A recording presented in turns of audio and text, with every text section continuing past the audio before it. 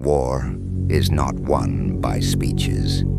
It is not won by courage alone. It is won by how many of the enemy you remove from the battlefield. In World War II, over 70 million people died. But behind those numbers were commanders, men who decided where armies moved, where bombs fell, and where entire nations bled. Some American generals liberated Europe. Some shattered the Japanese Empire. Some erased enemy armies from existence. This is not a list of who was most famous. It is not a list of who was most liked. This is a ranking of the 5 American generals whose commands destroyed the most enemy troops, killed, wounded, or captured across the entire planet. From the beaches of Normandy, to the jungles of New Guinea, to the frozen ruins of Germany. These were the men who turned war into a meat grinder. And this is how lethal they truly were.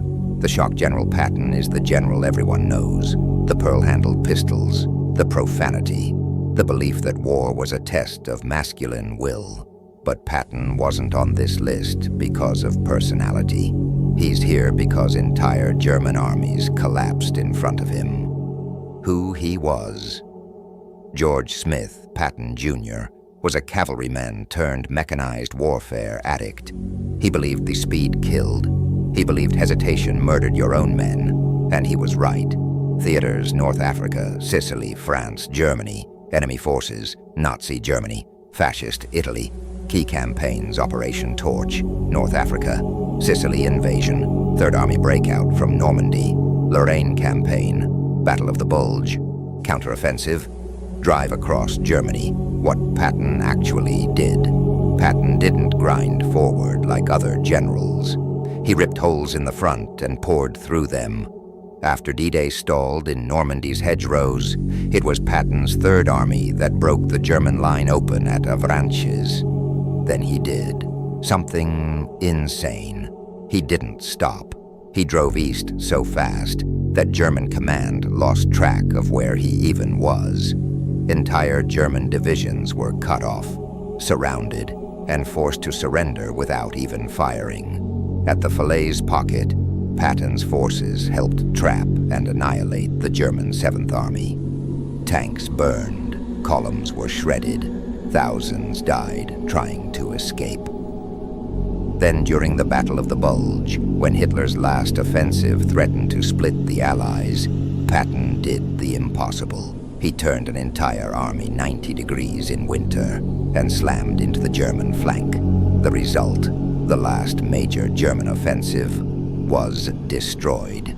Enemy casualties under Patton. Across North Africa, Sicily, France, and Germany, Patton's commands inflicted approximately 400,000 to 600,000 German and Italian casualties, killed, wounded, or captured. Most of those were Germans. Why Patton was so lethal? Patton believed the enemy was weakest when retreating, so he never let them retreat. Pursued, he flanked, he cut supply lines. German units under Patton didn't get to reorganize. They got wiped out. He didn't win by siege. He won by momentum, and momentum kills armies. Number 4. Omar Bradley, the quiet executioner. Bradley didn't scream, he didn't posture, he didn't make headlines. He just quietly commanded the largest American killing machine ever assembled, and it erased German forces from Western Europe. Who he was. Omar Bradley was Eisenhower's most trusted field commander. While Eisenhower planned the war, Bradley executed it. Theaters, Normandy, France, Belgium, Germany, enemy forces, Nazi Germany, key campaigns, D-Day landings, Normandy breakout, Falaise pocket Battle of the Bulge, drive to the Rhine. Bradley commanded the 12th Army Group. At its peak, 1.3 million American soldiers, 48 divisions, thousands of tanks, thousands of aircraft in support. That was not an army. That was a nation in uniform. What Bradley didn't seek glory. He sought destruction. Under his command, American forces crushed German armies in Normandy, trapped them at Falaise, destroyed them in Belgium, and broke them completely in Germany. During the Falaise pocket alone, over 50,000 German troops were killed or captured, and that was just 1 week. Bradley's armies smashed through France so fast that German logistics collapsed. Units starved, fuel ran out, communications died. Entire corps surrendered without fighting. Enemy casualties. Under Bradley's army group inflicted roughly 800,000 to 1,000 German casualties, dead, wounded, captured, mostly captured, because Bradley's relentless pressure left them nowhere to go. Why Bradley was so lethal. Bradley mastered combined arms warfare. Infantry pinned the enemy, tanks smashed them, aircraft slaughtered their retreats. German units didn't just lose battles, they were systematically erased. Bradley didn't need to be flashy, he just needed to keep the pressure on, and pressure breaks armies. Number 3. Chester W. Nimitz, the fleet that drowned an empire. Nimitz didn't command tanks, he commanded oceans, and the oceans swallowed the Japanese empire whole. Who he was. Admiral Chester Nimitz was the commander of the U.S. Pacific Fleet. He inherited disaster after Pearl Harbor and turned it into annihilation. Theaters, Central Pacific, Pacific Ocean Island, chains from Hawaii to Japan. Enemy forces, Imperial Japan, key campaigns, Midway Guadalcanal, naval coordination, Gilbert and Marshall Islands, Mariana Islands, Philippines, see Iwo Jima, Okinawa, submarine campaign against Japan. What Nimitz did. Nimitz didn't fight Japan. He cut Japan off from reality. His submarine fleet sank. Oil tankers, food ships, troop transports, warships. Japan was strangled. Then his carrier fleets destroyed the Imperial Navy in battle after battle. Midway alone, 4 Japanese carriers sunk, hundreds of aircraft destroyed. Thousands of elite pilots killed. The Battle of the Philippine Sea wiped out Japan's remaining air arm. After that, Japan was defenseless. Enemy casualties under Nimitz, between naval battles, submarine warfare, and island campaigns under his command, 600,000 to 900,000 Japanese troops and sailors were killed, wounded, or captured. And that doesn't include civilians, just military losses. Why Nimitz was so lethal. Nimitz understood one thing: if Japan couldn't move, Japan couldn't fight. So he destroyed its navy, its shipping, its air power. Japanese soldiers starved on islands while American planes and ships erased them. Nimitz didn't defeat Japan, he drowned it. That Douglas MacArthur, the general who erased the Japanese army. MacArthur didn't fight Japan at sea. He fought it on land, and he annihilated its armies. Who he was. Douglas MacArthur was egotistical, theatrical, and ruthless, but he was also devastatingly effective.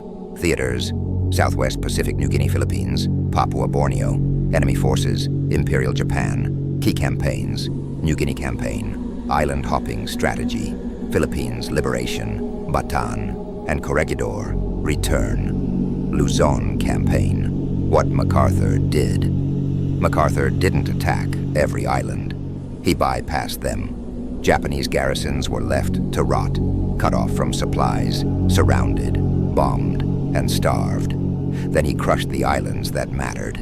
In the Philippines alone, over 300,000 Japanese troops were destroyed. They didn't surrender. They died. Enemy casualties under MacArthur. Across New Guinea, the Philippines, and surrounding islands, 700,000 to 1,000 Japanese troops were killed, wounded, or captured. Mostly killed, because Japan didn't believe in surrender. Why MacArthur was so lethal. MacArthur used maneuver warfare in the jungle. He didn't fight where Japan was strong. He attacked where it was weak. Then he isolated, bombed, and starved everything else. His campaigns turned entire Japanese armies into abandoned ghosts. Now we go to the top of the mountain, the man whose commands destroyed more enemy soldiers than anyone else in American history. 1. Dwight D. Eisenhower, the supreme commander who broke two empires. Eisenhower never fired a rifle in World War II. He didn't have to. He commanded the forces that erased the German war machine from existence, and no American general comes close. Who he was. Dwight David Eisenhower was not a battlefield general. He was something more dangerous. He was the architect of industrialized war. He coordinated millions of soldiers, thousands of ships, tens of thousands of aircraft, and the combined military power of the United States, Britain, and Canada. His job was simple. Make the Axis die faster than the Allies. Theaters, North Africa, Sicily, Italy, Western Europe, Germany. If American, British, or Canadian troops were fighting Germans or Italians in the West, Eisenhower was in charge. Enemy forces, Nazi Germany, Fascist Italy, the most powerful military machine Europe had ever built, and Eisenhower brought the weight of the world down on it. Key campaigns: Operation Torch, North Africa, Sicily invasion, Italian campaign, Normandy, D-Day, Battle of Normandy, Falaise, Pocket Operation, Market Garden, Battle of the Bulge Rhine, crossing invasion of Germany. He didn't fight battles. He ran a planetary-scale execution. What Eisenhower actually did, Eisenhower's genius was not tactics. It was coordination. He aligned American armies, British armies, Canadian armies, air forces, naval fleets, supply chains, so that the Axis was hit everywhere at once. No recovery, no breathing room, no stabilization. When D-Day happened, it wasn't an invasion. It was the opening of the death flood. Millions of Allied soldiers poured into France. German divisions were crushed from the front by Bradley and Montgomery, and from the rear by bombers and partisans. Then came the Falaise pocket, then the Rhine, then Germany itself. The Wehrmacht wasn't defeated. It was liquidated. Enemy casualties under Eisenhower. Now here's the number that matters. Under Eisenhower's Supreme Allied Command, between 1942 and 1945, the Axis suffered. In North Africa, in Italy, in France, in Belgium, in the Netherlands, in Germany, an estimated 3.5 to 5 million German and Italian soldiers killed, wounded, or captured. Let that sink in. That is not a battlefield. That is the collapse of a civilization's military. Entire army groups vanished. Millions surrendered. Millions more were killed or crippled. No other American commander is even in the same league. Why Eisenhower was so lethal. Eisenhower weaponized industrial scale. He didn't look for heroic victories.